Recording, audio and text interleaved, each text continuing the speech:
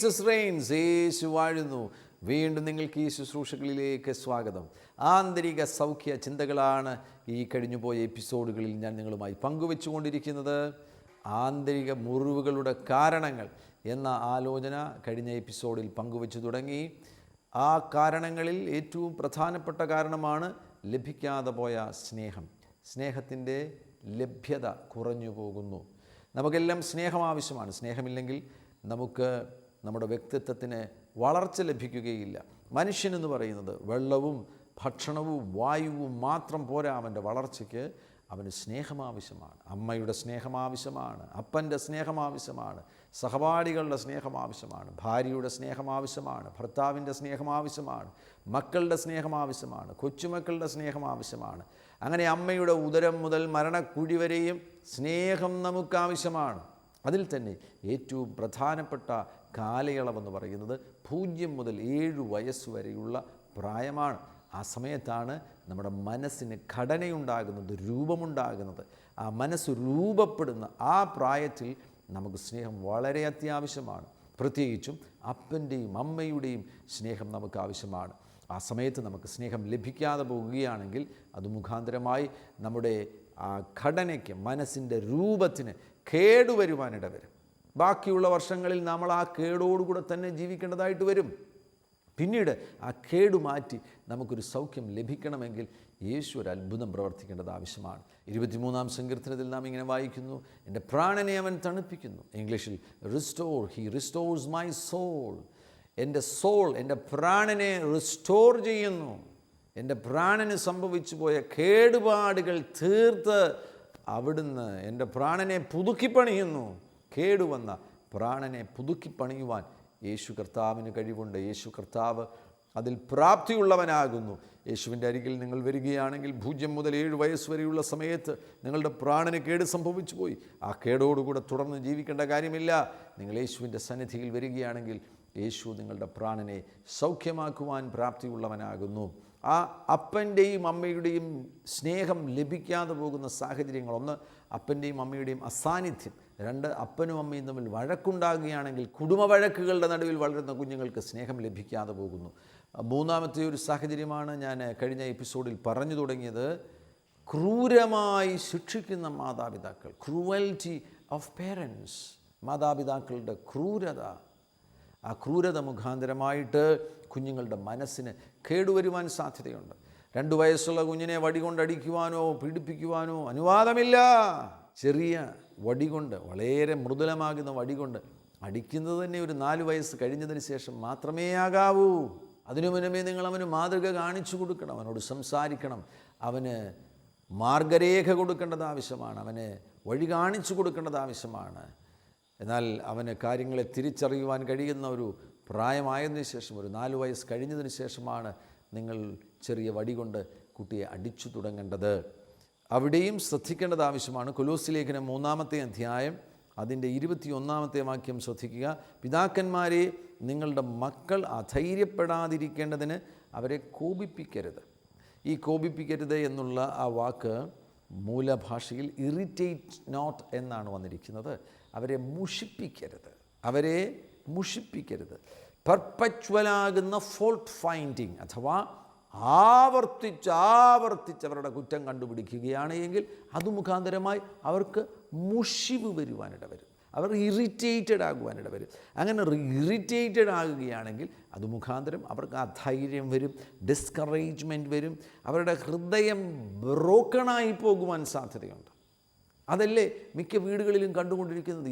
24 മണിക്കൂറും അപ്പനോ അമ്മയോ എപ്പോഴും പറഞ്ഞുകൊണ്ടിരിക്കുന്നു, നീ ശരിയല്ലടാ, നിൻ്റെ പഠിത്തം ശരിയല്ലടാ, നീ നടക്കുന്നത് ശരിയല്ലടാ, നീ പോകുന്നത് ശരിയല്ല. ഇങ്ങനെ കുറ്റം കണ്ടുപിടിച്ചുകൊണ്ടിരിക്കുകയാണ്. നിങ്ങൾ നിങ്ങളുടെ കുട്ടിയെ അഭിനന്ദിച്ചിട്ട് എത്ര നാളായി? അവൻ്റെ ഒരു വിജയത്തിൽ, അവൻ്റെ ഒരു പരാജയത്തിൽ തന്നെ നിങ്ങൾ അവനെ അഭിനന്ദിക്കുവാൻ നിങ്ങൾക്ക് ബാധ്യതയുണ്ട്. നാം ഈ ഭൂമിയിലായിരിക്കുമ്പോൾ നാം അനേകം പരാജയങ്ങളെ നേരിടേണ്ടവരാകുന്നു. എന്നാൽ ആ പരാജയം അവസാനമല്ല, പരാജയം തന്നെ വിജയത്തിൻ്റെ ആദ്യ പടിയാകുന്നുവല്ലോ.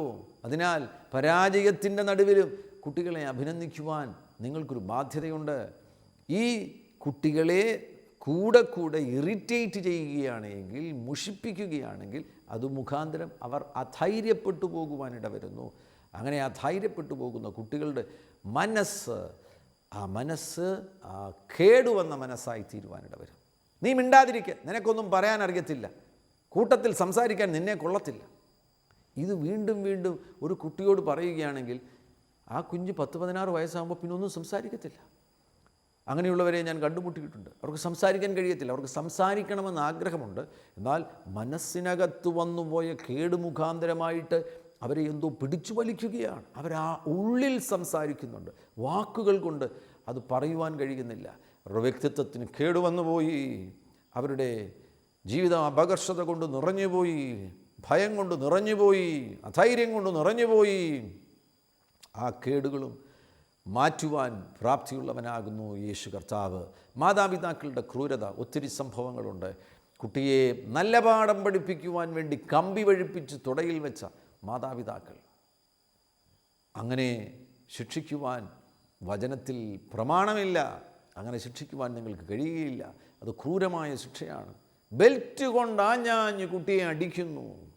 സ്കൂളിൽ നിന്ന് വരുമ്പോൾ, അല്ലെങ്കിൽ അവൻ മാർക്കറ്റിൽ നിന്ന് വരുമ്പോൾ, അവൻ പുറത്തു പോയി പന്ത് കളിച്ചിട്ട് വരുമ്പോൾ, എവിടായിരുന്നടാ ഇതുവരെ എന്ന് പറഞ്ഞിട്ട് ബെൽറ്റ് എടുത്തിട്ട് അവനെ ആഞ്ഞാഞ്ഞടിക്കുന്നു. അവൻ മറുപടി പറയുവാൻ തുടങ്ങുന്നതിനു മുന്നമേ, അവനൊരവസരം കൊടുക്കുന്നതിന് മുന്നമേ അടി ആരംഭിച്ചു കഴിഞ്ഞിരിക്കുകയാണ്. അത് ക്രൂരമാകുന്ന ശിക്ഷയാകുന്നു. അങ്ങനെ ശിക്ഷിക്കുവാൻ നിങ്ങൾക്ക് അനുവാദമില്ല. നിങ്ങളങ്ങനെ ശിക്ഷിക്കുകയാണ് എങ്കിൽ ആ കുട്ടിയുടെ മനസ്സിന് വല്ലാത്ത കേട് നിങ്ങൾ വരുത്തുകയാണ്. മറ്റു ചിലരുണ്ട്, ശിക്ഷിച്ചതിന് ശേഷമായിട്ട് ബാത്റൂമിൽ കുട്ടിയെ ഇട്ടിട്ട് അടയ്ക്കും. 5 വയസ്സുള്ള കുട്ടി പുറത്തിട്ട് അടിച്ചിട്ട്, എടാ നീ നന്നാകണം, നിന്നെ ഞാൻ ബാത്റൂമിലിട്ട് അടയ്ക്കുകയാണ്. ബാത്റൂമിലിട്ട് അടച്ചിട്ട് പുറത്ത് നിന്ന് അപ്പൻ വിളിച്ചു പറയും, നീ ശരിയാകുമോടാ, നന്നാകുമോടാ. 5 വയസ്സുള്ള കുഞ്ഞിനെ ആ നിലയിൽ പീഡിപ്പിക്കുന്നത് മുഖാന്തരമായിട്ട് അവൻ്റെ മനസ്സിന് വല്ലാത്ത കേടുവരില്ലേ? അതൊരിക്കലും ആ കുട്ടിക്ക് ഒരു ഗുണവും ചെയ്യുകയില്ല. അവനെ നിങ്ങൾ യഥാർത്ഥമായി സ്നേഹിക്കുന്നുവെങ്കിൽ മാതാവും പിതാവും ഒരുമിച്ച് നിന്ന് ശിക്ഷിക്കേണ്ടത് ആവശ്യമാണ്. ചിലയിടങ്ങളിൽ മാതാവും പിതാവും ഭിന്നതയിലാകുവാനിട വരും. അപ്പൻ ശിക്ഷിക്കുവാൻ തുടങ്ങുമ്പോൾ അപ്പനാണ് കുട്ടിയെ ഡിസിപ്ലിൻ ചെയ്യേണ്ടത്. അതാണ് പ്രധാനപ്പെട്ട ചുമതല, അപ്പനാകുന്നു. പലപ്പോഴും നമ്മുടെ നാട്ടിൽ പിതാക്കന്മാർ വിദേശ രാജ്യങ്ങളിൽ ജോലി ചെയ്യുന്നു, കുഞ്ഞുങ്ങൾ മാതാക്കളോടുകൂടെ ആകുന്നുവല്ലോ. അങ്ങനെയെങ്കിൽ മാതാക്കൾക്ക് ആ ചുമതല ഏറ്റെടുക്കുവാൻ കഴിയും.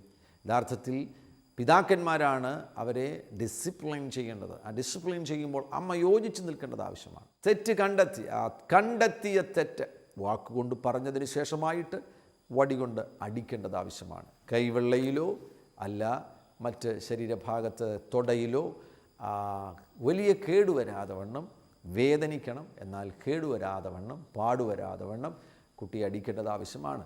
കൈവെള്ളയായിരിക്കാം ഏറ്റവും നല്ലത്. 6 വയസ്സ് 8 വയസ്സൊക്കെ ആയിട്ടുള്ള കുട്ടിയെ ഡിസിപ്ലിൻ ചെയ്യുവാൻ വേണ്ടി അങ്ങനെ അടിക്കുന്നത് ഉപകാരപ്രദമാണ്. എന്നാൽ അടിച്ചതിന് ശേഷവും അവന് കരയുവാൻ അവസരം കൊടുക്കണം. ആ കരയുമ്പോൾ നിങ്ങളുടെ സാന്നിധ്യം ആവശ്യമാണ്. കരഞ്ഞതിന് ശേഷം അവനെ മറോട് ചേർത്ത് വയ്ക്കണം. കണ്ണുനീർ തുടയ്ക്കുവാൻ വേണ്ടി അവന് ടവൽ കൊടുക്കേണ്ടത് ആവശ്യമാണ്, കർച്ചീഫ് കൊടുക്കേണ്ടത് ആവശ്യമാണ്. അങ്ങനെ നിങ്ങൾ അവനോടുള്ള സ്നേഹമാണ് പ്രദർശിപ്പിക്കുന്നത്. അവന് ബോധ്യമാകും, എന്നെ ശിക്ഷിച്ചത് എന്തിനു വേണ്ടിയാണ്? എൻ്റെ മാറ്റത്തിന് വേണ്ടിയാണ്, എൻ്റെ നന്മയ്ക്ക് വേണ്ടിയാണ്, എൻ്റെ നല്ല ഭാവിക്ക് വേണ്ടിയാണ്. ആ ശിക്ഷണം അവൻ്റെ ജീവിതത്തിൽ അനുഗ്രഹം കൊണ്ടുവരുവാനിട വരും. അപ്പനോടും അമ്മയോടും അവന് ബഹുമാനമുണ്ടാകുവാനിട വരും. മറിച്ച് അപ്പൻ ശിക്ഷിക്കുവാൻ തുടങ്ങുമ്പോൾ അമ്മ എതിർക്കുന്നു, അടിയത്, അവനെ തുടരുത്, അവനെ എന്തിനാണ് അടിക്കുന്നത്? ഭിന്നത അവരുടെ ഇടയിൽ വെളിപ്പെടുകയാണ് എങ്കിൽ അതും കുട്ടിക്ക് കേടുവരുത്തുന്നതാണ്. അല്ലെങ്കിൽ ആ കുട്ടി ഒരാളുടെ പക്ഷം ചേരുവാനിട വരും. ചില വീടുകളിൽ മക്കളുടെ സ്നേഹം തട്ടിയെടുക്കുവാൻ വേണ്ടി ഭാര്യയും ഭർത്താവും മത്സരിക്കാറുണ്ട്. അവർ മക്കളെ തങ്ങളുടെ പക്ഷമാക്കുവാൻ വേണ്ടി ശ്രമിക്കുന്നത് കാണുവാൻ കഴിയുന്നുണ്ട്. ചില വീടുകളിൽ സ്നേഹം ചില കുട്ടികൾക്ക് കൂടുതലും ചില കുട്ടികൾക്ക് കുറവുമാകുന്ന നമുക്ക് കാണുവാൻ കഴിയുന്നുണ്ട്. ഇസഹാക്കിൻ്റെ വീട്ടിൽ അതാണ് സംഭവിച്ചത്. ഇസഹാക്കും റബേക്കയും അവരുടെ മക്കൾ യാക്കോബ്, ഏശാവ്. യാക്കോബിനെ റബേക്ക കൂടുതൽ സ്നേഹിച്ചു, ഏശാവിനെ ഇസഹാക്ക് കൂടുതൽ സ്നേഹിക്കുവാനിടയായി. ഒരു ഭിന്നതയായി തീർന്നില്ലേ? അങ്ങനെ ആകരുത്. നിങ്ങൾക്ക് 4 കുട്ടികളുണ്ടെങ്കിൽ 4 കുട്ടികളെയും ഒരുപോലെ സ്നേഹിക്കുവാൻ വേണ്ടി നിങ്ങൾ കർത്താവിൽ നിന്ന് കൃപ പ്രാപിക്കേണ്ടത് ആവശ്യമാണ്. ഈ കുഞ്ഞുങ്ങൾ തന്നെ ബാല്യകാലത്ത് അവർക്ക് 5 വയസ്സുള്ളപ്പോൾ 4 വയസ്സുള്ളപ്പോൾ അപ്പൻ്റെയും അമ്മയുടെയും സ്നേഹം കൂടുതൽ തട്ടിയെടുക്കുവാൻ വേണ്ടി അവർ ശ്രമം നടത്തും. അവർ തമ്മിൽ തന്നെ മൂത്ത കുട്ടി ഇളയ കുട്ടിയുടെ കുറ്റം പറഞ്ഞതിന് ശേഷം, അല്ലെങ്കിൽ ഇളയ കുട്ടി മൂത്ത കുട്ടിയുടെ കുറ്റം പറഞ്ഞതിന് ശേഷമായിട്ട് അപ്പൻ്റെയോ അമ്മയുടെയോ സ്നേഹം കൂടുതൽ പിടിച്ചെടുക്കുവാൻ വേണ്ടി ശ്രമം നടത്തും. ആ സമയത്ത് അപ്പനും അമ്മയും അവർക്ക് നല്ലവണ്ണം ബോധ്യം വരുത്തി കൊടുക്കണം, ഞങ്ങൾ നിങ്ങളെ ഒരുപോലെയാണ് സ്നേഹിക്കുന്നത്, രണ്ടുപേരെയും ഒരുപോലെ, നാലുപേരെയും ഒരുപോലെ. ആ ഒരു തിരിച്ചറിവ് അവർക്ക് ലഭിക്കുകയാണെങ്കിൽ പിന്നീട് അവരും അതിനുവേണ്ടി ഒരു ശ്രമം നടത്തുകയില്ല. പക്ഷേ അതിന് വിരുദ്ധമാകുന്ന കാര്യങ്ങളാണ് നമുക്ക് കാണുവാൻ കഴിയുന്നത്. അപ്പൻ പറയുന്നു, എടാ നിൻ്റെ മൂത്തവനെ നോക്ക്, അവൻ മിടുക്കൻ, നീ ഒരു കഴുത. അപ്പന് കൂടുതൽ സ്നേഹം മൂത്തവനോടാണ്, അമ്മയ്ക്ക് കൂടുതൽ സ്നേഹം മകനോട്, അപ്പന് കൂടുതൽ സ്നേഹം മകളോട്. ചില അപ്പന്മാർ അവരുടെ കുഞ്ഞ് ആൺകുട്ടിയായി തീരണമെന്നാണ് ആഗ്രഹിച്ചത്, പക്ഷേ ജനിച്ചപ്പോൾ പെണ്ണായിപ്പോയി. അതുകൊണ്ട് നിന്നെ എനിക്ക് ആവശ്യമില്ലാത്തതായിരുന്നു, ഞാൻ ആൺകുട്ടിയെയാണ് പ്രതീക്ഷിച്ചത്. ഈ കുട്ടി വളർന്നു വരുമ്പോൾ ഇവൾ പെണ്ണായിപ്പോയല്ലോ, ഞാനൊരു പെൺകുട്ടിയായിപ്പോയല്ലോ. ആ പീഡനത്തിലാണ് അവർ വളർന്നു വരുവാനിട വരുന്നത്. അത്തരത്തിലുള്ള സാഹചര്യങ്ങൾ, ആ സാഹചര്യങ്ങൾ വരുത്തുന്ന കേട് എത്ര ഗുരുതരമാകുന്ന കേടായിരിക്കും.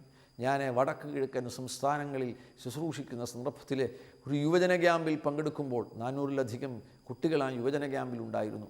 പെൺകുട്ടികൾ തന്നെ 10-200-ലധികം ഉണ്ടായിരുന്നു. ഞാൻ ആ പെൺകുട്ടികളോട് ചോദിക്കുവാനിടയായി, നിങ്ങളിൽ എത്ര പേർക്ക് ആൺകുട്ടിയായി ജനിച്ചിരുന്നെങ്കിൽ നന്നായിരുന്നു, ഞാനൊരു ആൺകുട്ടിയായിരുന്നെങ്കിൽ നന്നായിരുന്നു എന്നുള്ള ചിന്ത കൂടെ കൂടെ വരാറുണ്ട്. രസകരം, ഏകദേശം 40% കുട്ടികൾ കൈ ഉയർത്തുവാനിടയായി. അതിൻ്റെ പിന്നിലെ രഹസ്യം എന്താണെന്നറിയാമോ? ആ കുട്ടിയെ ഉദരത്തിൽ കൊണ്ടു നടന്ന സമയത്ത് അമ്മയുടെ ആഗ്രഹം ആണാകണമേ ആണാകണമേ ആണാകണമേ, അപ്പൻ്റെ ആഗ്രഹം ആണാകണമേ ആണാകണമേ ആണാകണമേ. പക്ഷെ ജനിച്ചപ്പോൾ പെണ്ണ്. ഇവരുടെ ഈ ആഗ്രഹം, ഇവരുടെ ഈ ചിന്ത ഈ കുഞ്ഞിനെ സ്വാധീനിച്ചിരുന്നു. അതുകൊണ്ടാണ് പെൺകുട്ടിയായപ്പോൾ അയ്യോ ഇത് പെണ്ണായിപ്പോയോ, ആ നിലവാരത്തിൽ ആ കുട്ടിയോട് ഒന്നാമത് തന്നെ പ്രതികരിച്ചു. പിന്നീട് വളർച്ചയുടെ പല ഘട്ടത്തിലും അയ്യോ നിന്നെ അല്ല ഞാൻ പ്രതീക്ഷിച്ചത്, ഞാനൊരു ആൺകുട്ടിയെയാണ് പ്രതീക്ഷിച്ചത്, ആ നിലയിലുള്ള വാക്കുകൾ കൂടെ വരുമ്പോൾ ഈ കുട്ടിയുടെ അബോധ മനസ്സിൽ ഉള്ള ആഗ്രഹമാണ് ആണായിരുന്നെങ്കിൽ നന്നായിരുന്നു, ആണായിരുന്നെങ്കിൽ നന്നായിരുന്നു. അതുകൊണ്ട് അത് തനിയെ കണ്ണാടിയുടെ മുൻപിൽ പോയിട്ട് കറുത്ത മഷി കൊണ്ട് മീശ ഉണ്ടാക്കുവാൻ വേണ്ടി ശ്രമം നടത്തുകയാണ്. പാൻസ് ഇട്ട് നോക്കുകയാണ്, ഷർട്ട് ഇട്ട് നോക്കുകയാണ്. ആണാകുവാൻ വേണ്ടിയുള്ള ആ ഉള്ളിലെ ആഗ്രഹമാണ്. മനസ്സിന് കേട് സംഭവിച്ചു പോയി. ആ കേട് വന്നിരിക്കുന്ന മനസ്സുകൾ സൗഖ്യമാകണമെങ്കിൽ യേശുവിൻ്റെ അത്ഭുതകരം അവിടെ വെളിപ്പെടേണ്ടത് ആവശ്യമാണ്. യേശുവിൻ്റെ അത്ഭുതകരം വെളിപ്പെടുകയാണെങ്കിൽ എത്ര ഗുരുതരമായി കേട് സംഭവിച്ച മനസ്സാണെങ്കിലും ആ മനസ്സിനെ സൗഖ്യമാക്കുവാൻ യേശു പ്രാപ്തിയുള്ളവനാണ്. ശിക്ഷിക്കുമ്പോൾ, കുഞ്ഞുങ്ങളെ ശിക്ഷിക്കുമ്പോൾ, ഒരു ഘട്ടത്തിൽ നിങ്ങൾ ശിക്ഷിക്കുന്നു, കുഞ്ഞുങ്ങളെ ശിക്ഷിക്കുന്ന സന്ദർഭത്തിൽ ആ ശിക്ഷണം ഫലിക്കാതെ വരുന്നു എങ്കിൽ 8 വയസ്സുള്ള കുട്ടി, 12 വയസ്സുള്ള കുട്ടി, അവനെ ശിക്ഷിച്ചിട്ടും അവന് വലിയ മാറ്റങ്ങൾ സംഭവിക്കുന്നില്ല. ആവർത്തിച്ച് അവൻ ആ തെറ്റ് ചെയ്യുന്നുവെങ്കിൽ ശിക്ഷിക്കുന്നത് അവസാനിപ്പിക്കണം. നിങ്ങളിപ്പോൾ ചെയ്തുകൊണ്ടിരിക്കുന്ന ആ ശിക്ഷയല്ല പരിഹാരമാർഗമെന്ന് പറയുന്നത്. പകരം നിങ്ങൾ എന്ത് ചെയ്യേണ്ടത് ആവശ്യമാണ്? നിങ്ങൾ ഉപദേശിക്കേണ്ടത് ആവശ്യമാണ്. അവനോട് വിശദമായിട്ട് കാര്യങ്ങൾ പറഞ്ഞു കൊടുക്കുവാൻ നിങ്ങൾ തയ്യാറാകണം. മറ്റുള്ളവരുടെ മുൻപിൽ വെച്ച് അവനെക്കുറിച്ച് താഴ്ത്തി സംസാരിക്കരുത്, മോശമായി സംസാരിക്കരുത്.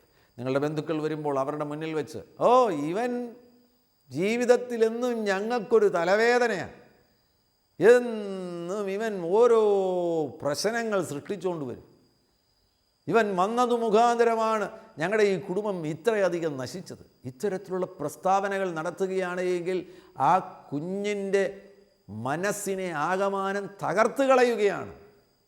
അവൻ നിങ്ങൾക്ക് തലവേദനയും പ്രശ്നവും സൃഷ്ടിക്കുന്നവനാണെങ്കിൽ തന്നെ അവനെ ആ പ്രശ്നത്തിൽ നിന്ന് നിങ്ങൾ പുറത്തു കൊണ്ടുവരുവാൻ ആഗ്രഹിക്കുന്നില്ലേ? അവനങ്ങനെ ഒരു പ്രശ്നക്കാരനായി തുടരണമെന്നാണോ നിങ്ങൾ ആഗ്രഹിക്കുന്നത്? അവനെ നിങ്ങൾ പുറത്തു കൊണ്ടുവരുവാൻ ആഗ്രഹിക്കുന്നുവെങ്കിൽ ആരോഗ്യപരമാകുന്നൊരു ചികിത്സയാണ് അവിടെ വേണ്ടത്. അവൻ്റെ ആ മനസ്സിൻ്റെ കേടിനെ സൗഖ്യമാക്കുന്നൊരു ചികിത്സയാണ് അവിടെ നിങ്ങൾ സ്വീകരിക്കേണ്ടത്. അപ്പനും അമ്മയും വിദേശ രാജ്യത്തായിരുന്നു, കുട്ടി ഇവിടെ സ്കൂൾ ഹോസ്റ്റലുകളിലായിരുന്നു. ആ ഹോസ്റ്റലുകളിൽ അവരുടെ പഠിത്തം നന്നായില്ല. അപ്പോൾ അപ്പനും അമ്മയും നാട്ടിൽ വരുമ്പോൾ അവനോട് പറയുക, എടാ ഞങ്ങൾ കാശ് അയച്ച് തന്നിട്ടും നിനക്ക് പഠിക്കാൻ കഴിയുന്നില്ല, നീ ഒരു കഴുത. യഥാർത്ഥത്തിൽ അവൻ കുറ്റക്കാരനാണോ? ഒരു ഘട്ടം കഴിഞ്ഞപ്പോൾ അവൻ ഈ അപ്പൻ്റെയും അമ്മയുടെയും ഈ നിലയിലുള്ള പരാമർശങ്ങൾ കേട്ട് കേട്ട് കേട്ട് ഒരു ദിവസം ബ്ലേഡ് എടുത്ത് കൈമുറിക്കുവാനിടയായി. പിന്നെ എല്ലാവരും വിദേശ രാജ്യത്തു നിന്ന് ഓടി വന്ന്, ബന്ധുക്കൾ ഓടി വന്ന് അവനെ ആശുപത്രിയിൽ കൊണ്ടുപോയി. അവൻ രക്ഷപ്പെട്ടു. അപ്പോഴും അപ്പനും അമ്മയും പറയുന്നത്, ഇവൻ ഞങ്ങളുടെ കുടുംബത്തെ നശിപ്പിക്കും, ആത്മഹത്യ ചെയ്യാൻ ശ്രമിച്ചു, നാശപുത്രൻ. യഥാർത്ഥത്തിൽ ഈ കുട്ടി തെറ്റുകാരനാണോ? അവൻ ജനിച്ചതിന് ശേഷം എത്ര നാൾ ഈ അപ്പനും അമ്മയും അവൻ്റെ കൂടെ ഉണ്ടായിരുന്നു? അവർ വിദേശ രാജ്യത്ത് ജോലി ചെയ്യുകയല്ലേ, പണം സമ്പാദിക്കുവാൻ വേണ്ടി. എന്തിന്? ഇവനെ നല്ല നിലയിലാക്കുവാൻ വേണ്ടിയാണ്, അവന് നല്ല വിദ്യാഭ്യാസം കൊടുക്കുവാൻ വേണ്ടിയാണ്. പക്ഷേ പണം കൊണ്ട് അവന് നല്ല ഭാവി നിങ്ങൾക്ക് കൊടുക്കുവാൻ കഴിയുകയില്ല. അവൻ്റെ മനസ്സിൻ്റെ ഘടന, രൂപം അത് ക്രമത്തിലാകേണ്ടത് ആവശ്യമാണ്. അത് പണം കൊണ്ട് സാധ്യമല്ല. അതിന് നിങ്ങളുടെ സ്നേഹമാണ് ആവശ്യമായിരിക്കുന്നത്, നിങ്ങളുടെ സാന്നിധ്യമാണ് ആവശ്യമായിരിക്കുന്നത്, നിങ്ങളുടെ തലോടലാണ് ആവശ്യമായിരിക്കുന്നത്, നിങ്ങളുടെ ചുംബനമാണ് ആവശ്യമായിരിക്കുന്നത്, നിങ്ങളുടെ പ്രോത്സാഹനമാണ് ആവശ്യമായിരിക്കുന്നത്, നിങ്ങളുടെ അംഗീകാരമാണ് ആവശ്യമായിരിക്കുന്നത്. അത് കൊടുക്കാതെ എന്നും അവരെ ഇറിറ്റേറ്റ് ചെയ്യുന്ന നിലയിൽ കുറ്റപ്പെടുത്തിക്കൊണ്ടിരിക്കുകയാണെങ്കിൽ അത് അവസാനിപ്പിക്കുക. പകരം ഇന്നു മുതൽ അവരുടെ 10 നന്മകൾ പറയുക. എല്ലാ തെറ്റുകളും ഉള്ളപ്പോൾ തന്നെ അവരുടെ നല്ല 10 ഗുണമേന്മകൾ നിങ്ങൾ പറഞ്ഞു തുടങ്ങുകയാണ് എങ്കിൽ അവരിൽ മാറ്റം സംഭവിക്കുവാൻ തുടങ്ങും. അവരുടെ ജീവിതം മാറുവാനിട വരും. ഡേ കെയർ സെൻ്ററുകളിൽ കൊണ്ടുപോകുന്നത് പുറം രാജ്യങ്ങളിലൊരു സാധാരണ സംഭവമാണ്. എൻ്റെ ഒരു സുഹൃത്ത് പറയുവാനിടയായി. അദ്ദേഹത്തിന് ഈ കാര്യങ്ങൾ ഞങ്ങൾ പല പ്രാവശ്യം സംസാരിച്ചതിൽ നിന്ന് അദ്ദേഹത്തിന് ഈ കാര്യങ്ങൾ അറിയാം. ഈ കുട്ടിയെ ഡേ കെയർ സെൻ്ററിലേക്ക് കൊണ്ടുപോകുന്ന സന്ദർഭത്തിൽ ആദ്യം ഡേ കെയർ സെൻ്ററിലേക്ക് കൊണ്ടുവന്ന് ഗൾഫിലായിരിക്കുന്ന ആ സഹോദരിയും അപ്പനും അമ്മയും ആ കുഞ്ഞിനെ ഡേ കെയർ സെൻ്ററിലേക്ക് കൊണ്ടുവരികയാണ്. രണ്ടുപേർക്കും ജോലിക്ക് പോകണം. ഡേ കെയർ സെൻ്ററിലേക്ക് കൊണ്ടുവന്ന് ആക്കിയിട്ട് അവർ പുറത്തോട്ടിറങ്ങുമ്പോൾ കുഞ്ഞ് വാ വിട്ട് നിലവിളിക്കുന്നു. സ്വാഭാവികമല്ലേ? അതിപ്പോൾ സ്കൂളിൽ LKGയിൽ കൊണ്ടുവിടുമ്പോൾ കുഞ്ഞുങ്ങൾക്ക് അറിയത്തില്ലേ? അതുപോലെയുള്ളൂ. പക്ഷേ അത് ഈ പിതാവിന് സഹിക്കുവാൻ കഴിഞ്ഞില്ല. അദ്ദേഹം അതിനെ മറ്റൊരു നിലയിൽ, തനിക്ക് ഈ ഭാഗങ്ങൾ മനസ്സിൻ്റെ ഘടനയുമായുള്ള ബന്ധത്തിലുള്ള കാര്യങ്ങൾ നന്നായിട്ട് അറിയാമായിരുന്നു. അതുകൊണ്ട് അദ്ദേഹത്തിന് അത് സഹിക്കാൻ കഴിഞ്ഞില്ല. അദ്ദേഹം തൻ്റെ ജീവിതം വിശകലനം ചെയ്തു നോക്കി. തൻ്റെ ശമ്പളം വിശകലനം ചെയ്തു കഴിഞ്ഞപ്പോൾ തനിക്ക് മനസ്സിലായി, എനിക്ക് എൻ്റെ കുടുംബത്തെ പോറ്റുവാനുള്ള ശമ്പളമുണ്ട്. ഭാര്യ കൂടെ ജോലി ചെയ്യുമ്പോൾ ഒരു എക്സ്ട്രാ മണി വരുന്നുണ്ട്. പക്ഷേ അവൾ ജോലി ചെയ്യാതിരിക്കുകയാണെങ്കിൽ കുടുംബം അനുഗ്രഹിക്കപ്പെടുവാനിട വരും. തൻ്റെ ഭാര്യയുമായി ആ കാര്യങ്ങൾ അവർ ചർച്ച ചെയ്യുവാനിടയായി. രണ്ടുപേരും ഒരുമിച്ച് ഒരു തീരുമാനത്തിലെത്തി. നമ്മുടെ കുട്ടി ഡേ കെയർ സെൻ്ററിലല്ല വളരേണ്ടത്, നമ്മുടെ വീട്ടിൽ, നമ്മുടെ തോളിലാണ് വളരേണ്ടത്. നമ്മുടെ മാറിൻ്റെ ചൂടനുഭവിച്ചാണ് നമ്മുടെ കുഞ്ഞ് വളരേണ്ടത്. നമ്മുടെ ചുംബനം സ്വീകരിച്ചാണ് ആ കുഞ്ഞ് വളരേണ്ടത്. ആ കുഞ്ഞിന് പാല് കൊടുക്കേണ്ടത് അമ്മയാണ്, മുട്ട കൊടുക്കേണ്ടത് അമ്മയാണ്. ആ സഹോദരി തൻ്റെ ജോലി റിസൈൻ ചെയ്യുവാനിടയായി.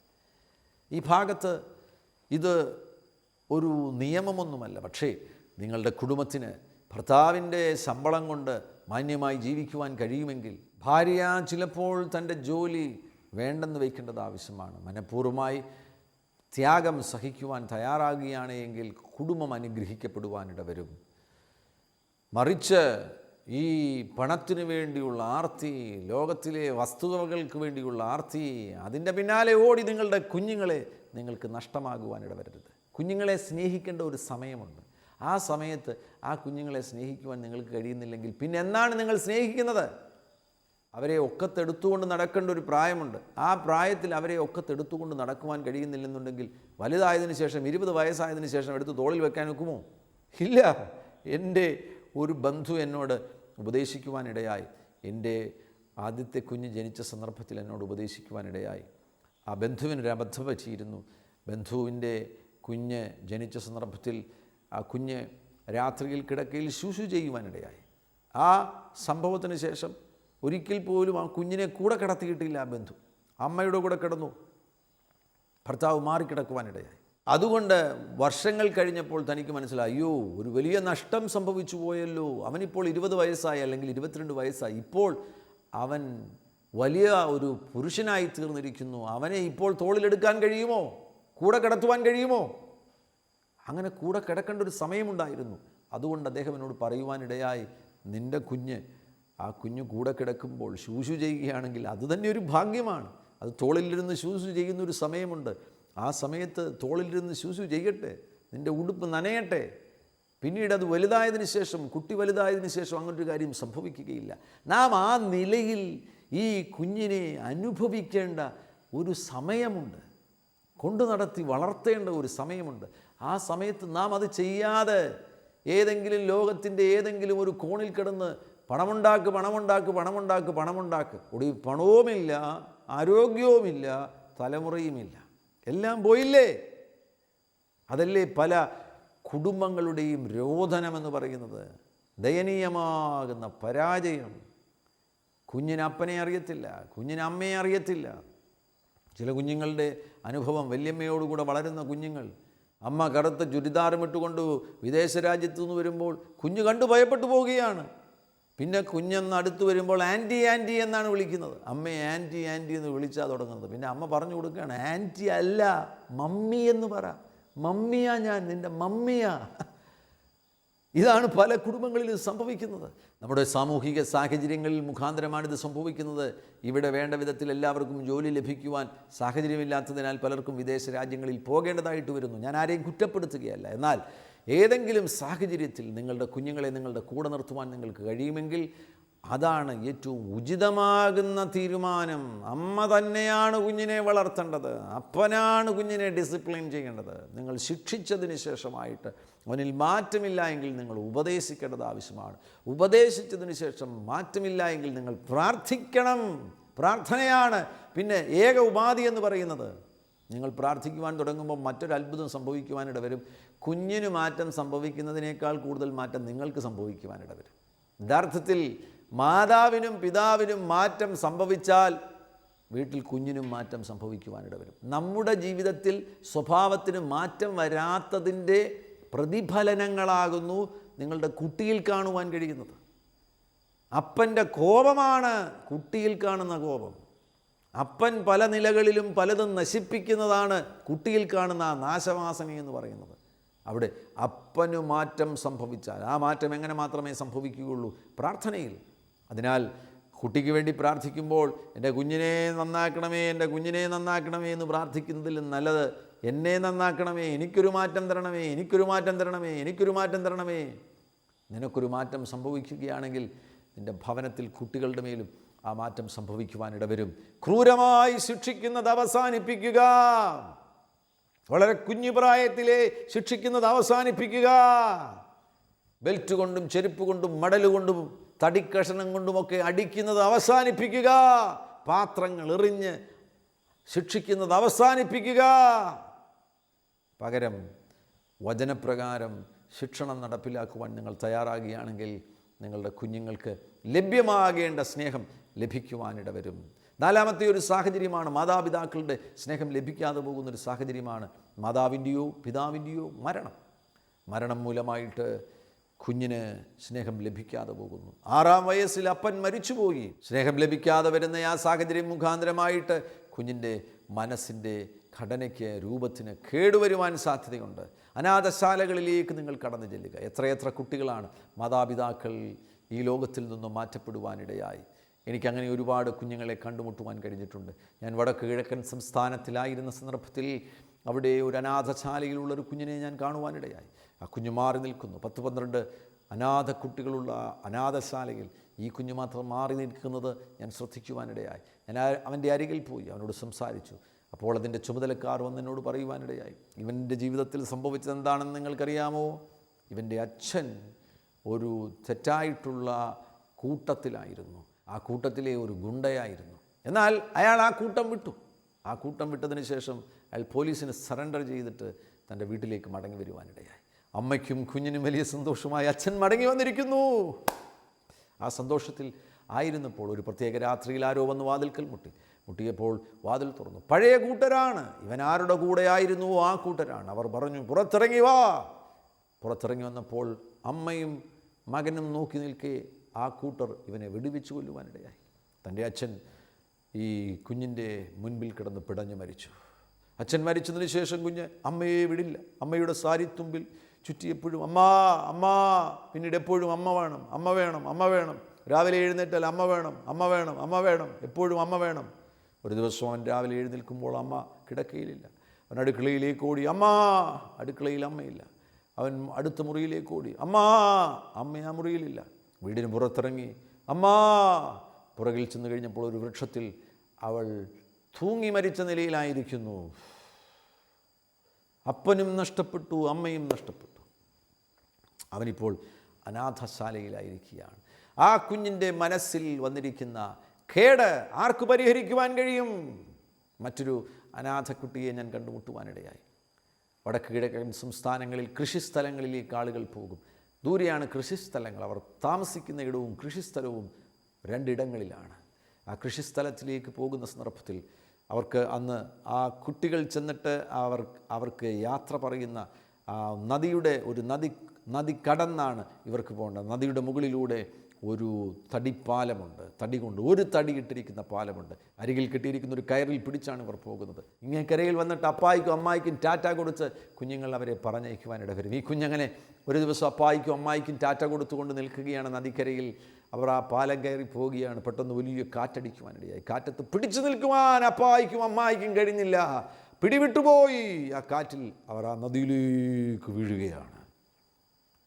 കണ്ടുകൊണ്ട് കരയിൽ നിൽക്കുന്ന കുഞ്ഞ് അവൻ അനുഭവിക്കുന്ന ആ മുറിവിനെ സൗഖ്യമാക്കുവാൻ ആർക്ക് കഴിയും? യേശുവിന് മാത്രമേ കഴിയുകയുള്ളൂ. ഏതെങ്കിലും വേദനകളിലൂടെയാണോ നിങ്ങൾ കടന്നു പോകുന്നത്? അപ്പനില്ലാതെയാണോ നിങ്ങൾ വളർന്നത്? അമ്മ 7-ാം വയസ്സിൽ മരിച്ചുപോയോ? 3-ാം വയസ്സിൽ അമ്മ മരിച്ചുപോയോ? പ്രസവ സമയത്ത് തന്നെ അമ്മ മരിച്ചുപോയോ? ആ മുറിവുകളെ സൗഖ്യമാക്കുവാൻ മരുന്നുകൾക്ക് കഴിയുകയില്ല. എന്നാൽ യേശു പ്രാപ്തിയുള്ളവനാണ്. എന്നോട് ചേർന്ന് പ്രാർത്ഥിക്കുക. പരിശുദ്ധ പിതാവേ, യേശു ക്രിസ്തുവിൻ നാമത്തിൽ ഞാൻ ഇവർക്ക് വേണ്ടി പ്രാർത്ഥിക്കുന്നു. അത്യത്ഭുതകരമാകുന്ന ഒരു വിടുതലിനെ ഇപ്പോൾ അയക്കണമേ. അവരുടെ ആന്തരിക മുറിവുകളെ സൗഖ്യമാക്കണമേ. സ്നേഹത്തിൻ്റെ ശൂന്യതകളെല്ലാം യേശുവിന് വേണ്ടിയുള്ള ദാഹമായി തീരട്ടെ. ഈ നിമിഷത്തിൽ തന്നെ രോഗികൾ സൗഖ്യമാകുവാനിട വരട്ടെ. ഉദരങ്ങൾ സൗഖ്യമാകട്ടെ. എല്ലാ ദഹനേന്ദ്രിയവുമായി ബന്ധപ്പെട്ടുള്ള രോഗബാധകൾ ഇപ്പോൾ വിട്ടുപോയി രോഗികൾ സൗഖ്യമാകട്ടെ. എല്ലാ രോഗികളും സൗഖ്യമാകട്ടെ. യേശുവിൻ നാമത്തിൽ ആ സൗഖ്യം സ്വീകരിക്കുക. കർത്താവരെ തൊട്ട് സൗഖ്യമാക്കുന്നതിനാൽ നന്ദി പറയുന്നു. അത്ഭുതങ്ങൾ അങ്ങ് ചെയ്തിരിക്കുന്നതിനാൽ നന്ദി പറയുന്നു.